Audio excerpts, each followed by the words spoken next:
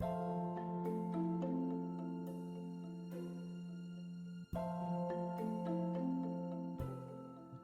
you think about craft, all of a sudden you begin to realize that there's a danger where you begin to fetishize the idea of craft. And you lose the idea that basically craft is about an idea rather than the craft. It's what happens when people try to make something perfect rather than making the idea perfect.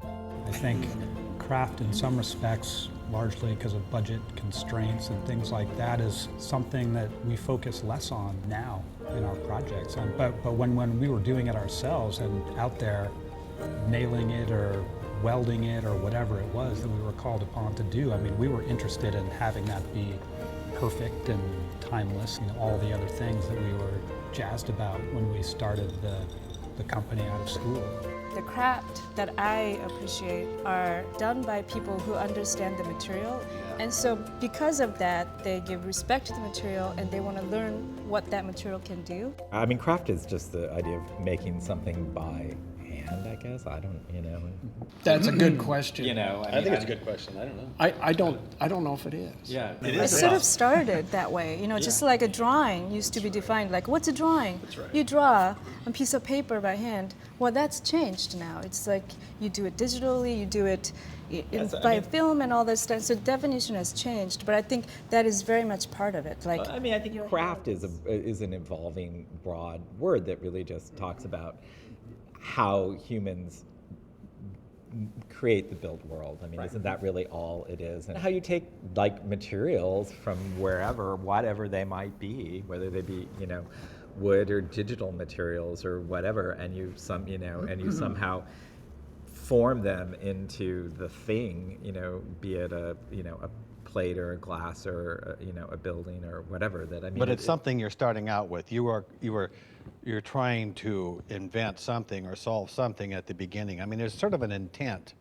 You're going somewhere and you're kind of wanting to explore and try a new direction, but you have an idea of someplace where you're going. And I think it's that process that it almost becomes more the craft than the final product. I mean, almost what we're talking about is not craft as much as thinking about craft and how to get craft in sync with your ideas and what you care about, and it's that in syncness that I think is so fascinating and challenging. Well said. I agree 100%. I mean, we're in this building that was probably virtually built by hand. Drawings on 3 sheets. Exactly, and the imperfections in this table are Obviously, they didn't have a piling drive, by the way. Exactly. The fact that bricks are about the size of your hand, or the fact that lumber is at a certain size. There's all of these sort of humanness scale to the thing and how it's fabricated. Ultimately, but the question I kind of had in my mind is that isn't necessarily craft. That's maybe an old way of looking at craft. Right. It's maybe somewhat romantic and sentimental. We're doing a project right now which I could argue is in fact craft, but it is almost entirely digitally modeled, sent to a fabricator that fabricates it on robots, basically. Based off your drawing. Based off those drawings, very little hand is touched. They are doing joints that we can't conceivably do anymore because of the cost of labor. Is that craft? I think it is craft. Of course it is. Yeah, sure. But there's something almost disturbing about that, I like the idea that technology is in there because it kind of frees us up and it's exploratory in its own way.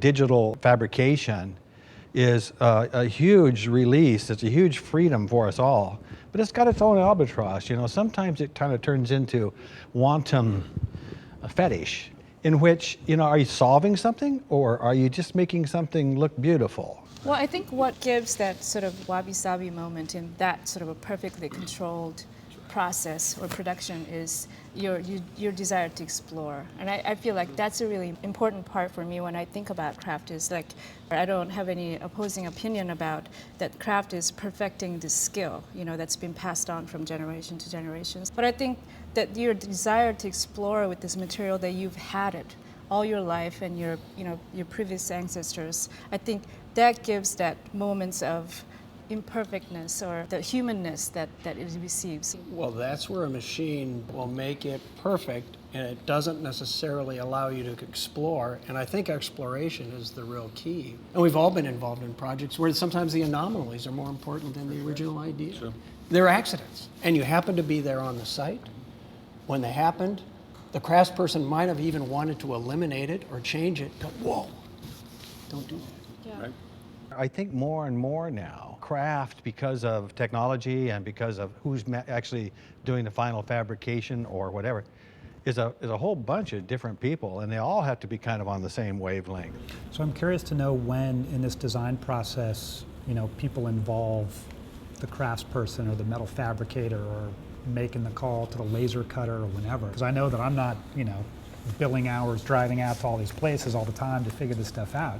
At some point in the process, when do we, or do we all at this table solicit sort of an outside impression like, oh, that's a really stupid idea, or this is possible, let's push it this way? Well, I think that's a really good question. Maybe earlier than ever. Yeah, and I think the mistake architects make is they think they have to invite the craftsperson at a certain time.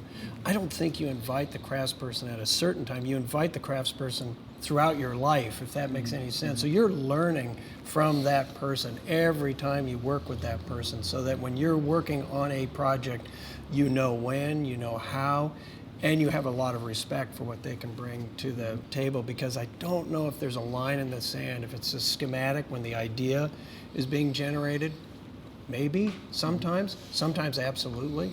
You know the personality, you know the person, you've made that contact. You can then begin to develop this idea. Maybe sometimes it's later when the thing is actually being fabricated on the site. Maybe it's a person out on the site that you engage. But maybe you design something knowing that there's this craftsperson that can do it, and then so you have this lifetime or ongoing relationship, and that person changes you. Their ability is influencing its relationship. And what's important, it's a back and forth. There are those crafts people out there that don't listen to architects, and there are architects that don't listen to their crafts people or don't have an idea of craft. And I think it is a classic communication. It's that point where all of a sudden something has to translate from this to that. Well, there's the idea of architecture that's just the idea of architecture, which isn't a thing, right? It's just this thing we hold in our heads, But it seems like the moment it's the thingness of it, that then you can't avoid the craft, and Do you guys think that architecture has to be built? Do you think that's a... Depends on if it's your building or not. Depends if you want to keep the rain out. and maybe that's kind of impossible to answer, but as a practitioner, I have an easy answer, but I'm not sure I'm right. What's your answer? I think it has to be built. I think you have to go to Zumthor's spa. Right.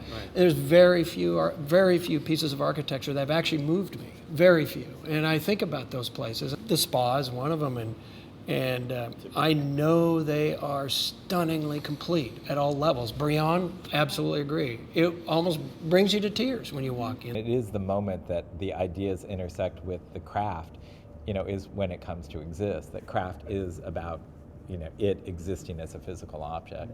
So you're saying the same thing then? Yeah. That it has to be built?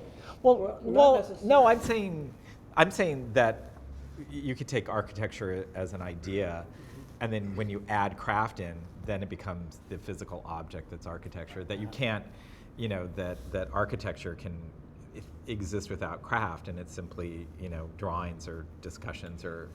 I do think the drawing is craft. I know, I knew you were going to say that. But your question wasn't that so much as architecture, does it have to be built? Which is different than is drawing craft, right? And you're ultimately you're saying yes. I was proposing that. Yeah, and I think it's sort of interesting because I think, I can go both ways thinking like you can look at these beautiful drawings, whether if it's in comic books or architect sketches, and like it's amazing, but at the same time, when Michael Heiser's piece at the S Center, when it came to life, because that was drawn in like 70s or something, right? The Four Continents? Yeah. Jeez, it was amazing, It's like to go there. write that one And down. it just kind of, I got really emotional, like surprisingly, like it kind of I got all teared up and I was like, what's happening? And it's that experience of seeing something real. Like, I think it would be different than if I were to look at the drawings and being inspired by, than having something that is real that you get to experience. And so I think that's kind of the potency of architecture, a three-dimensional experience, is that it's built. It's like a real life experience. You get to occupy that space. I agree, and I want to follow on something that Roy was saying, because I can go both ways too, and I can kind of agree with what Roy's saying. So I had this, it's a real honor to have Juhani Pallasmaa write something in my new book. And if you know Juhani, it's all about realness. And in it he says that there have been paintings that have moved me to places that I wasn't. And why wouldn't a photograph of architecture do the same? Or why couldn't a drawing of architecture do the same? So is that architecture? I don't think he really answers that question. I had was to thinking agree. the reverse, that craft is something that can't be appreciated in photographs somehow. You know, that like maybe that's a condition where, you know, it just shouldn't, if you haven't been there, you haven't touched the metal or whatever, you just, it has not exist. I mean, I kind of agree until he wrote that thing. I go, well, fair point. Yeah. But I do think we're moving into, I mean, the future, it seems like this definition will come under attack from all quarters, whether that's, you know, the craft of putting together presentation drawings to creating, you know, virtual environments for, you know, first-person shooter games or whatever, you know, whatever that is will become increasingly potent. And I think architecture should be built and one should experience it, but I also think that these definitions, like I hope it's not nostalgia that we're like, well, it should be built and that's why it should be good. And, you know, we all go to movies and cry, and that's, I mean, that's a real experience, but I could imagine being in some virtual environment and being moved as well.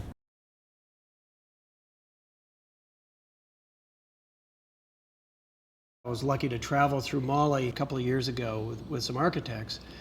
And it was interesting because there is a recognizable seamlessness between what's made and what's there and how people live with those objects.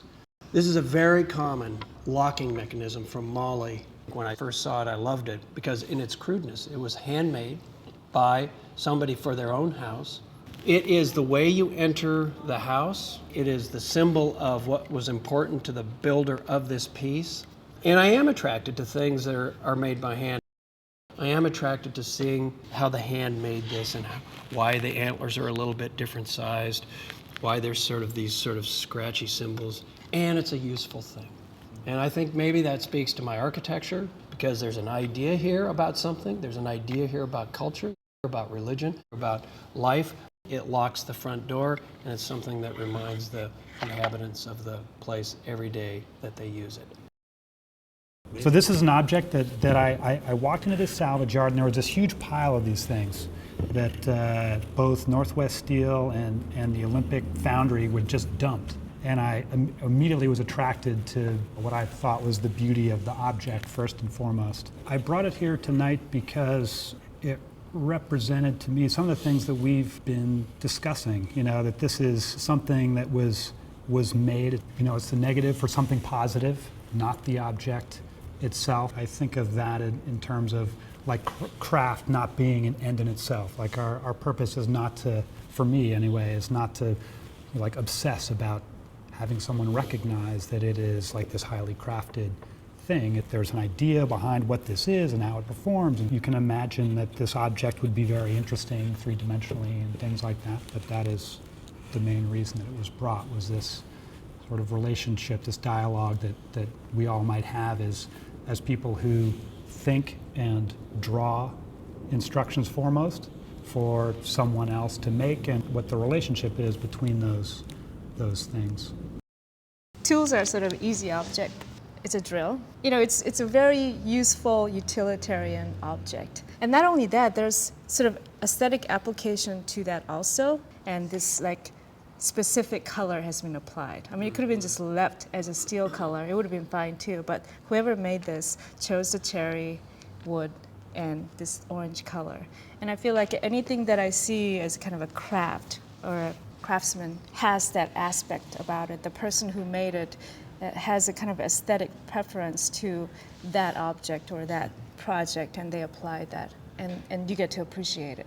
And when I thought of the word craft kind of felt right in between, as something that's totally non-functional, aesthetic, kind of an abstract idea making versus problem solving and producing things.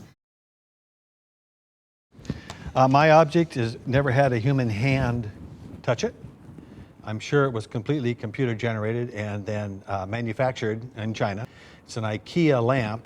People who are really interested in a few things about it that I find compelling, and one of them is that it's solar. That part there comes out and can be charged separately, and it's got this sort of nice handy handle, but I think the real secret is right in there. If you look at it, see the little square in the middle? Yeah. It's an LED light. It's 1.2 watts. Oh, that's it. So that's the bulb and everything. Yeah, so it's this really little bright light source. It's really bright if you look at it. Yeah, that is amazing. What I find so interesting about it was that there was real care in it. There was an idea behind it. And the idea was to deliver good quality task light, low energy, and then be able to reproduce it.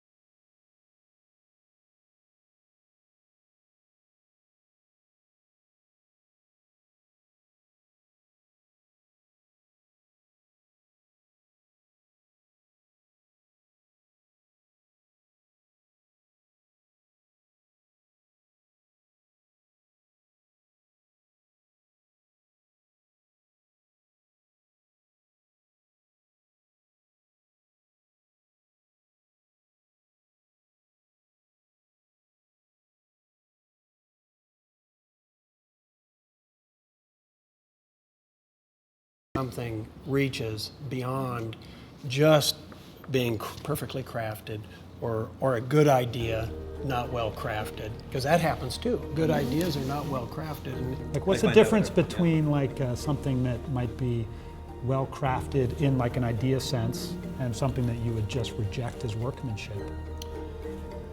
Yeah, it's tough, and of course that. Well, exactly. There is, and in my lectures I call it skiing the trees, because I grew up skiing, but I long ago understood that when you ski the trees, the idea is to get through the trees, right, and not hurt yourself. But you can't figure out how you're getting through those trees. I mean, it's insane. You're making minute decisions and nuanced decisions based on your skill, and the better you do it, the more elegantly you do it, if that makes sense. You're using less energy, you're being smart about it, and you're making these skillful decisions. And I think that is sort of when things are really working, and we all know they're working with the craft and the idea and everything, we're not necessarily knowing where we're going to end up, but we're sort of following and letting those anomalies sort of happen, and then we work with the anomaly. place. Because I think that seems to be what the craft is all. It's the drawing, it's the idea, it's the fabrication, it's those nuanced sort of decisions that happen. And ultimately, you know it when it's done. If it gets built and you walk in, those few moments when architecture actually does transcend, it was all there.